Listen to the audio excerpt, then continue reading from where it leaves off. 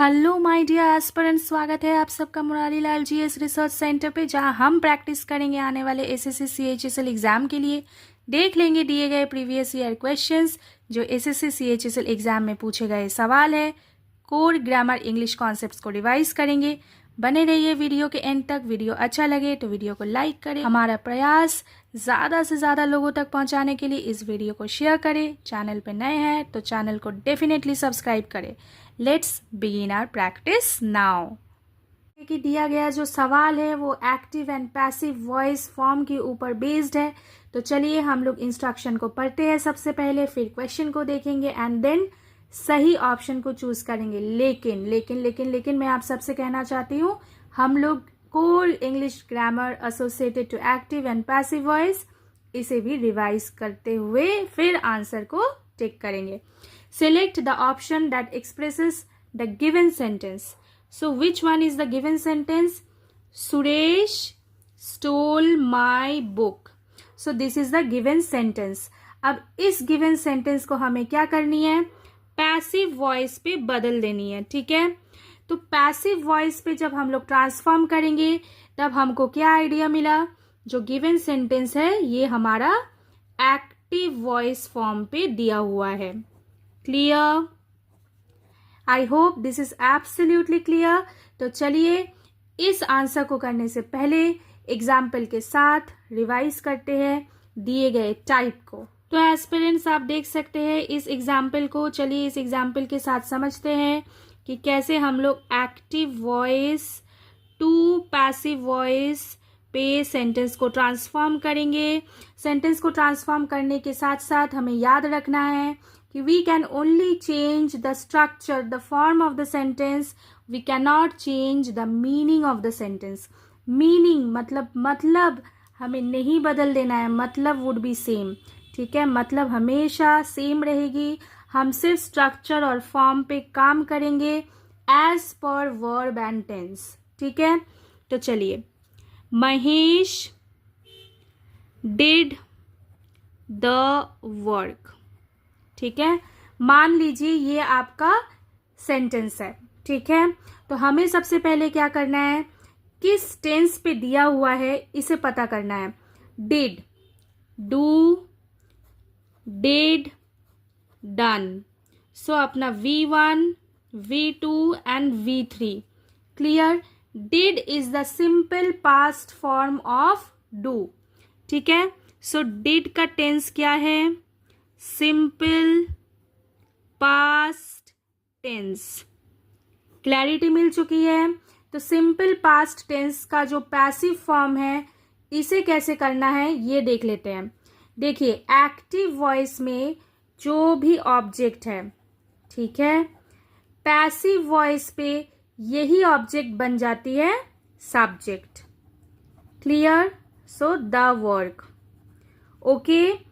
So the work imply what? Single individual work. So यहाँ पे क्या होना है? Was. Clear? The work was. What is the V3 form of do? Done. Clear? So the work was done. By whom? By Mahesh.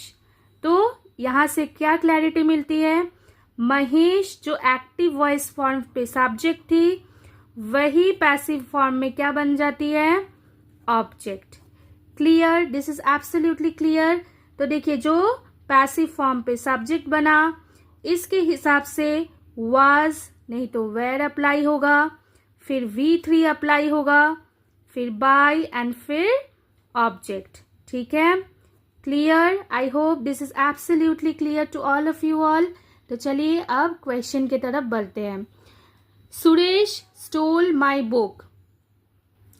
So steal is the V1 form, stole is the V2 form and V3 form क्या है? Stolen, ठीक है। Clear? अब देखिए, माई book. So my book बन गया subject in passive, ठीक है। चलिए सबसे पहले लिख देते हैं पैसिव वॉइस। तो my book becomes subject in passive voice. अब हाउ मेनी बुक? 1, बुक्स नहीं है, यहाँ पे बुक है। सो सब्जेक्ट के हिसाब से हमें या तो वाज नहीं तो वेयर अप्लाई करना है, ठीक है। वाज एंड वेयर दोनों ही वर्ड बी वर्ब हम लोग पास्ट फॉर्म पे अप्लाई करते हैं, ठीक है। सो माई बुक वाज, ठीक है। What is a V3 form of steal? Steal से बनती है stole and then stolen. My book was stolen by whom? By Suresh, ठीक है। चलिए अब ऑप्शन को देखते हैं। My book is being stolen, नहीं, बिल्कुल भी नहीं। माई बुक गॉट स्टोलन, नहीं। My book was stolen, so this is the correct option, I mean correct answer, ठीक है। My book was being stolen, नहीं, ये भी रॉन्ग है। क्लियर? सो इस तरीके से हम लोगों ने कोर ग्रामेटिकल कॉन्सेप्ट को भी रिवाइज करा। एंड जैसे कि सिंपल पास्ट टेंस में अगर एक्टिव फॉर्म पे सेंटेंस दिया रहे तो वही सिंपल पास्ट फॉर्म का पैसिव कैसा बनेगा, इसको भी एग्जाम्पल के थ्रू समझ लिया एंड देन हम लोगों ने सही ऑप्शन को भी चूज कर लिया, ठीक है। वीडियो अच्छा लगे तो लाइक करें, ज़्यादा से ज़्यादा लोगों तक शेयर करें। चैनल पे नए हैं तो चैनल को सब्सक्राइब करें, बेल आइकन को भी हिट करना बिल्कुल भी ना भूलें। Let us move to the next question. तो चलिए फटाक से पढ़ लेते हैं दिए गए इंस्ट्रक्शन को। भाई हमें आपका समय तो बिल्कुल भी बर्बाद नहीं करना है। जितने कम समय में हम लोग ज़्यादा से ज़्यादा प्रयास कर पाए वही कोशिश करेंगे। तो चलिए इंस्ट्रक्शन को पढ़ते हैं। Select the most appropriate option that can substitute. देखिए सब्सटीट्यूट वाला क्वेश्चन आ गया। किसे सब्सटीट्यूट करना है? अंडरलाइन सेगमेंट को सब्सटीट्यूट करना है। देखिए जो दिया गया सेंटेंस है इस पे एक पोर्शन पे आपको एक अंडरलाइन सेगमेंट मिल गया, इसे आपको सब्सटीट्यूट कर देना है सही उत्तर के साथ, ठीक है। तो चलिए देख लेते हैं क्वेश्चन को। इन अकॉर्डिंग टू पे आपको देखिए अंडरलाइन दे दिया गया। His advice I took this medicine. In according to his advice I took this medicine. तो चलिए देख लेते हैं इस अंडरलाइन सेगमेंट को हम लोग सही उत्तर के साथ कैसे चेंज करेंगे। तो आइडिया क्या है? देखिए इस क्वेश्चन पे जो आइडिया है कि आपको एडवाइस दिया गया, ठीक है, ये देखिए क्लू है, आपको एडवाइस दिया गया। इसके बाद आपने क्या किया? एज पर द क्वेश्चन मुझे एडवाइस किया गया, इसके बाद मैंने क्या किया? आई टुक दिस मेडिसिन, ठीक है। तो जब कभी भी आपका एक्शन या फिर आपका डिसीजन किसी स्पेसिफिक गाइडलाइन को या फिर किसी स्पेसिफिक रूल को फॉलो करते हुए हो तब हम लोग अकॉर्डेंस विथ को अप्लाई करते हैं। Am I clear? देखिए इन ऑलरेडी दिया हुआ है इसलिए मैंने आपको कहा नहीं, ठीक है। तो इन अकॉर्डेंस विथ को हम अप्लाई करते हैं। क्या मीन करने के लिए अप्लाई करते हैं? एक्शंस और decisions that are being made in a way that follows specific guidelines, ठीक है। मतलब आपका जो एक्शन है, आपका जो डिसीजन है वो प्रभावित हो रहा है कैसे? किसी के दिए हुए स्पेसिफिक कोई गाइडलाइन या फिर रूल्स, कोई रेगुलेशंस के तहत, ठीक है। तब हम लोग इन अकॉर्डेंस विथ को अप्लाई करते हैं। सीधी सी बात है, क्लियर है। तो इसका आंसर फिर क्या बन गया? In accordance with his advice I took this medicine. Clear? In accordance with his advice I took this medicine. तो ये होना चाहिए था। तो देखते हैं अब ऑप्शन पे।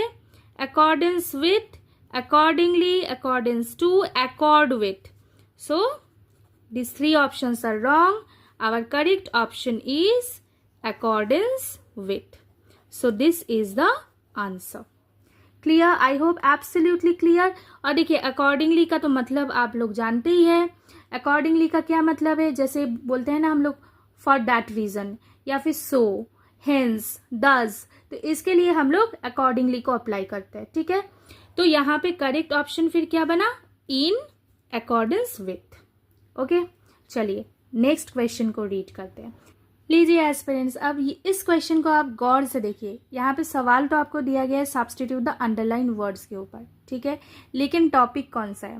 ठीक है। तो इंग्लिश ग्रामर का एक बहुत इंपॉर्टेंट टॉपिक है degree of comparison, comparison of adjectives. ठीक है, तो चलिए रिवाइज करते हैं इस टॉपिक को इस क्वेश्चन के द्वारा। ठीक है, तो एक बार इंस्ट्रक्शन को पढ़ लेते हैं। रूल्स के अनुसार select the most appropriate option that can substitute the underline words in the given sentence. ठीक है, सो this is the given sentence, the new restaurant is more better than the old one.